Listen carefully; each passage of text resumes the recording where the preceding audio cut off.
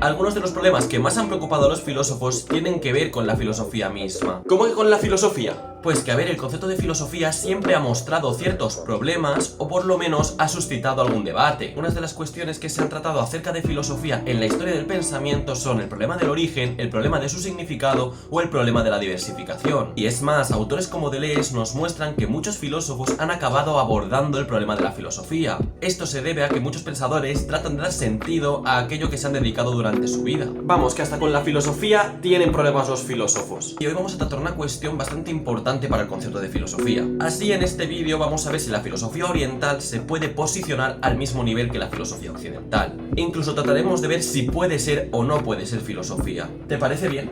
Sí, ¿por qué? No sé, nunca te suele parecer nada bien. Bueno, vamos a ello, pero antes, ¿tienes ya tu café? Espera un momento, ¿no te olvidas de algo? ¿De qué? Vale, tengo que tomar el mando un momento. Nada, simplemente gracias por todo el apoyo, para mí cada visita cuenta.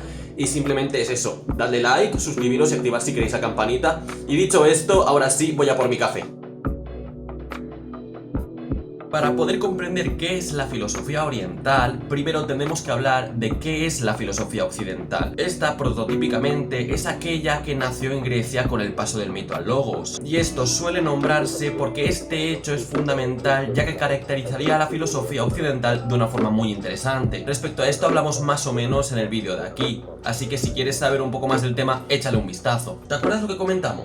En ese vídeo, si no me equivoco, lo que mencionamos fue la crítica que generó Nietzsche a la razón occidental, concepto que marcó la historia de la filosofía desde el propio nacimiento de esta disciplina. Por lo que creo que has sacado a la luz este vídeo es porque en la historia de la filosofía siempre se ha venerado la razón. Así, la racionalidad se había convertido en algo fundamental para la filosofía desde su origen hasta el siglo XIX. Exactamente, y por ello no podemos hablar de filosofía occidental sin hablar de la racionalidad o la razón. Para muchos, la definición de filosofía tiene que ver con una argumentación racional en torno al mundo o con un discurso racional que busca la verdad. Así, conceptos como razón, entendimiento, verdad o conciencia siempre van a tener mucho que ver en torno a la raíz de la filosofía. Y esto, inevitablemente, fue fuertemente criticado en la contemporaneidad.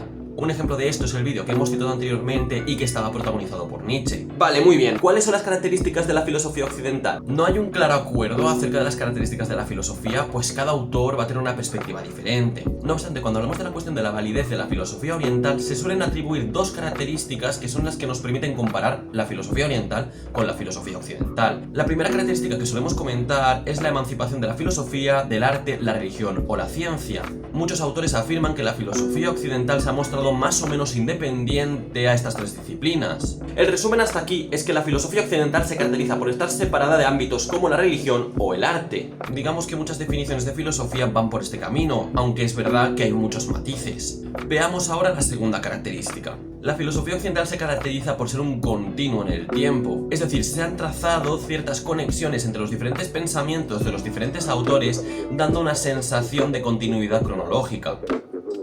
No te pongas hater. Bueno, vamos a hacer como si esto tuviera sentido. Realmente, si lo pensamos, es cierto que hay temas que se han mantenido desde el inicio de la filosofía hasta el día de hoy. Podemos vincular con bastante facilidad a autores contemporáneos con autores clásicos. E incluso hay ciertas cuestiones que se han tratado de formas no muy diferentes en toda la historia de la filosofía. Vale, pero eso no significa que no haya diferenciaciones. Puede que en eso tengas la razón, pero eso lo veremos más adelante. Bueno, entonces lo importante hasta este punto es que hay dos características que solemos sacar a la luz para hacer referencia a la división entre la filosofía occidental y el pensamiento oriental. La primera característica es la distancia que existe entre la filosofía, la religión o el arte, y la segunda característica es la sensación de unidad que encontramos al analizar la historia de la filosofía occidental. Y con esto hemos hablado de la filosofía occidental, pero ¿qué ocurre con el pensamiento oriental? Esta clase de filosofía es un tanto diferente de la filosofía occidental. Hablemos primero de la característica de la unidad en el pensamiento. Cuando hablamos de filosofía oriental, hablamos de un gran número de tradiciones que se han ido desarrollando independientemente entre sí. Algunos de estos son el pensamiento árabe, la tradición hindú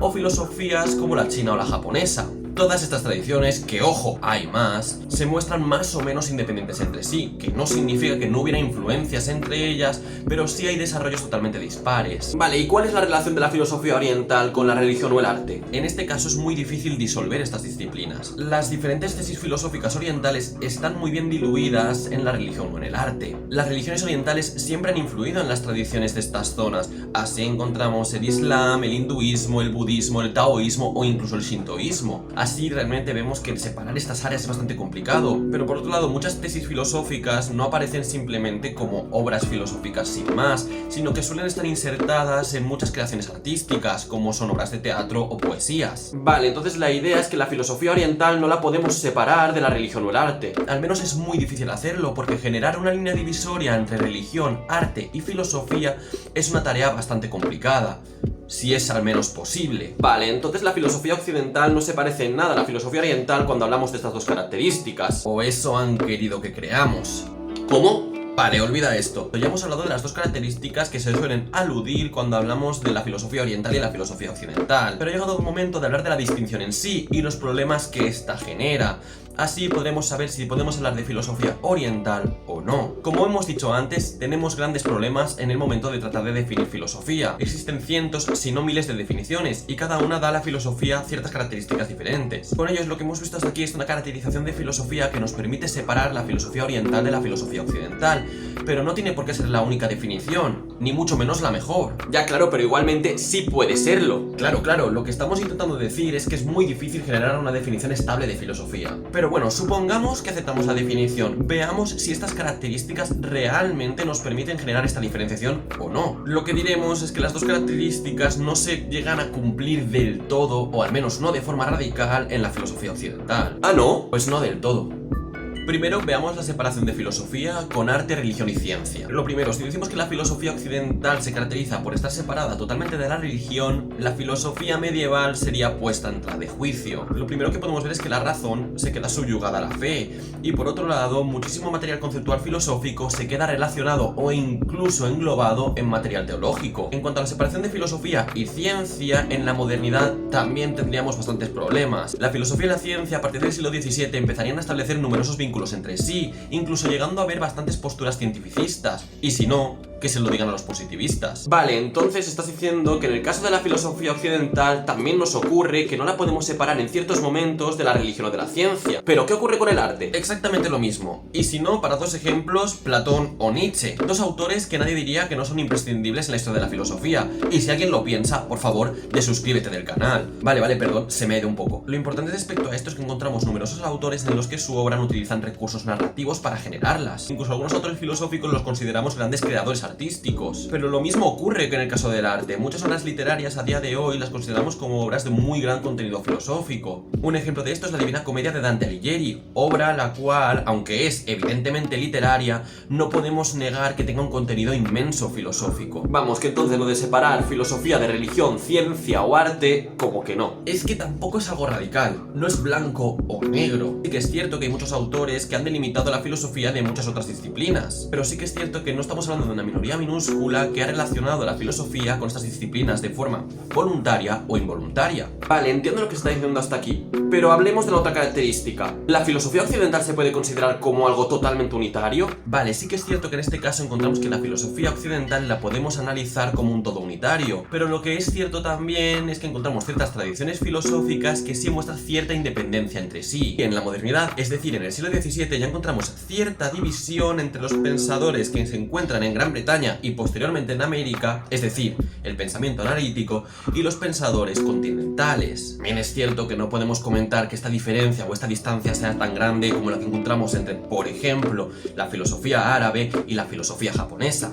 Entonces sí que hay cierta unidad en la filosofía occidental, pero no es algo tan radical como muchas veces hemos querido pensar. Exactamente, lo que estamos diciendo es que la pretensión de unidad que se genera en Occidente no es tan clara o tan radical como realmente lo queremos ver. Vale, pero entonces, ¿las tradiciones orientales son filosofía? Lo importante no es si la filosofía oriental es o no es filosofía, sino la valoración que hacemos cuando decimos si lo es o no. Lo que nos interesa ver es que si por el hecho de decir que las formas orientales de pensamiento son o no son filosofía, estamos diciendo si es algo inferior o igual que la filosofía occidental. Si estamos tratando de decir que la filosofía oriental no es filosofía para ponerla por debajo de la filosofía occidental, la respuesta tajante es que no es correcto hacer esto. Las tradiciones orientales son ricas en enseñanzas y planteamientos, y no soy yo quien lo dice, sino lo dicen muchísimos autores de la historia de la humanidad. ¿Tienes algún ejemplo de esto? Mira, un ejemplo bastante fundamental y el que me alegro bastante comentar es Arthur Schopenhauer. Este autor combina influencias occidentales como la de Kant, Spinoza o Platón con influencias orientales como la tomada de la filosofía india. Y este autor no es el único que tomaría conceptos de la filosofía oriental, ni mucho menos es el único autor que demostraría haber leído a autores orientales.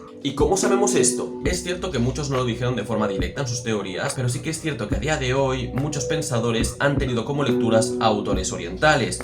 Algunos ejemplos de estos son Leibniz, Wolff, Herder, Schelling o incluso Hegel. Vale, entonces en síntesis encontramos dos corrientes que se distancian más o menos entre sí. Estas son la filosofía oriental y la filosofía occidental. Lo que hemos destacado es que para designar si la tradición oriental es filosofía, hemos de primero saber cuál es la definición de filosofía que vamos a tomar. Pero esto realmente no es lo importante. Lo importante aquí es no sobrevalorar la filosofía oriental respecto a las formas tradicionales del pensamiento oriental, ya que estas dos áreas son igual de interesantes e igual de importantes en la historia de la humanidad. Diría que sí, esa es la esencia del vídeo. Vale, y ahora tengo unas preguntas. ¿Cómo funcionan las diferentes tradiciones del pensamiento oriental? ¿Cuáles han sido las diferentes conexiones que podemos establecer de la filosofía occidental con la oriental? Y por último, ¿cómo conjuga, por ejemplo, Schopenhauer los conceptos orientales en su propia teoría? Como siempre, dejaremos estas cuestiones para próximos cafés. ¡Chao! Un momento. Ya sé que lo he comentado antes, pero en este momento del vídeo simplemente decir que gracias por haber llegado aquí. ¿Te ha gustado? No dudes darle like, me ayuda muchísimo a crecer con el canal. Y ya si quieres, suscríbete para más vídeos como este. Antes de irme, ha llegado el momento. ¿Qué opinas tú de la filosofía oriental? Y ahora sí, ¡chao! Vale, yo creo que ya está. Vale, en cuanto a la separación de la argumentación racional, la religión o el arte. ¿Pero qué ocurre con el arte? Pues que te hielas de frío.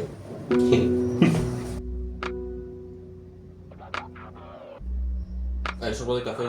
Los sorbos de café.